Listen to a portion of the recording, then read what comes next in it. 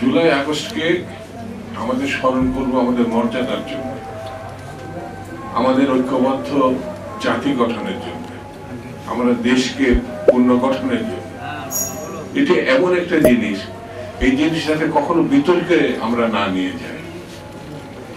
এখানে যারা ছিল সবাই জাতীয় বীর, সবাই রক্ত দিয়েছে জাতিকে মুক্ত করার জন্য।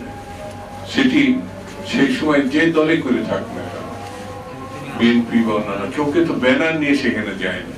লক্ষ্য করবেন এই জাতীয় আন্দোলনটা কেউ ব্যানার নিয়ে যায়নি। এখানে কিশোর, তরুণ, বয়স্ক সবাই কিন্তু লড়াই করেছেন একটা জাতীয় মুক্তির জন্য। সেই জাতীয় মুক্তির আমরা ইতিমধ্যে যে জায়গায় এনে দাঁড় করিয়েছি, সেই কাজটি কিন্তু এখন আমরা করতে পারিনি। সেই কাজটি করতে হবে। স্বৈরতন্ত্রকে গণতন্ত্রে উত্তরণের জন্য স্বাভাবিক যে পথ, সেটি হচ্ছে নির্বাচন।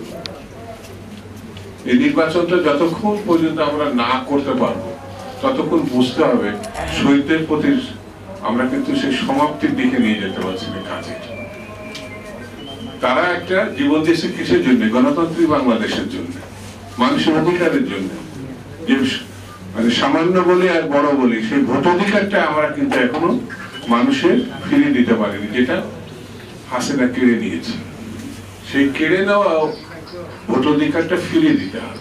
ফিরিয়ে দিলে তারা যে পছন্দের প্রার্থীকে বা দলকে, মার্কাকে জিতাবে, তার মধ্যে দিয়ে আমরা একটি জাতীয় সরকার গঠন করতে পারব।